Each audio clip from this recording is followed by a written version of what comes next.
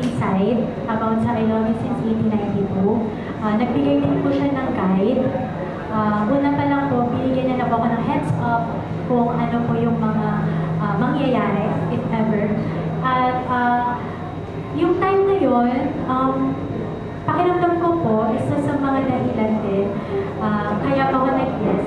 Dahil nakita ko po yung passion kay Direk at sa writers that time nung nasa meeting po kami, na mahal po nila yung story, na binasa po nila, na marami po silang nakitang mga bagay na gusto rin po nilang ibahagi sa mga manonood. Naroon din po yung appreciation sa kasaysayan natin, na bihira lang din po matalakay ngayon. Sa pamamagitan po ng isang kwento, bukod sa nasusubaybayan po natin yung pag-ibig sa tao, pag-ibig sa bayan, pag-ibig sa pamilya, pag-ibig sa kaibigan, nasusubaybayan din po natin yung unang panahon kung saan hindi po pantay ang nararanasan ko lahat. Doon ko po naramdaman na parang magkakapareho po kami ng pangarap na magawan po ng isang series, ang isang kwento na nagpapahayag po ng damdamin ko. At sa writers naman po, hanga po ako sa kanila kasi ako po yung tipong mabagal magsulat, pero sila po sobrang bilis. At bukas meron na po silang draft. The next day meron na pong draft 2. At kitang-kita ko po yung respeto po nila sa material kasi kahit po yung mga linya na naroon, kuha-kuha po sa book. Ako pa nga po minsan yung nag-aas kung pwedeng baguhin na lang, ganyan. Kasi po yung nasa Wattpad po na sinulat ko ay may mga wrong grammar, ganyan kahit sa Pilipino. Ayun po, ako pa po yung nag-aas sa kanila. And sila po gumagawa rin po yung writers ng research sa mga simpleng bagay, sa kung meron na bang ganitong term noon, kung meron na bang ganitong sakit noon, gano'n. So, doon ko po naramdaman na parang nasa isang bangka po kami lahat. Na sabay-sabay po kami nangangarap na magipalabas po ang isang nobela. Okay, para po, para po maabot po niya yung mga tao na kung bakit hindi po nakabasa ng kwento, mga matatanda po na hindi na po kayang magbasa ng nobela, at mga dayuhan po na hindi nakakaunawa ng wikang Pilipino. Thank you.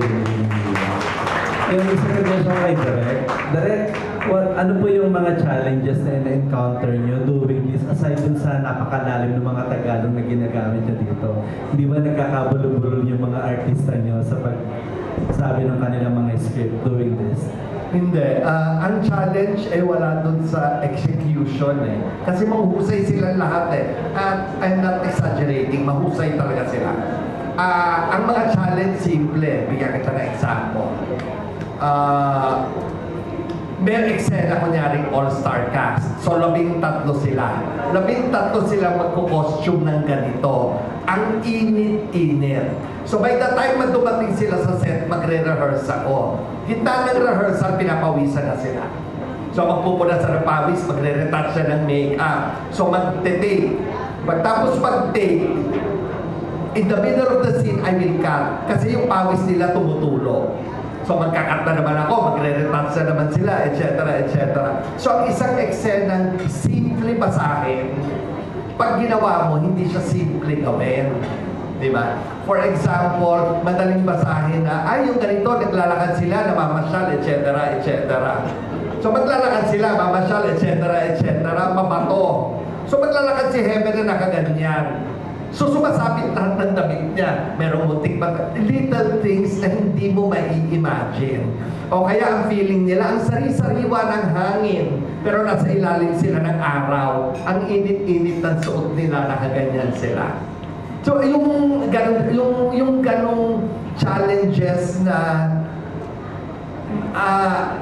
na walang may konting kinalaman pero hindi malaking bagay sa acting. Kasi kung execution lang, they come prepared, they know what they're supposed to do, they listen, they're willing to work hard.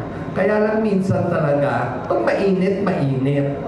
Tapos kahit umuulan, hindi ibig sabihin malamig. Minsan mas mainit pag umuulan. Very minor challenges, nothing great.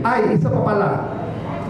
Dahil nagsushooting ng 1892, at lahat ng mga bahay na luma nasa main road na maraming dumadaan.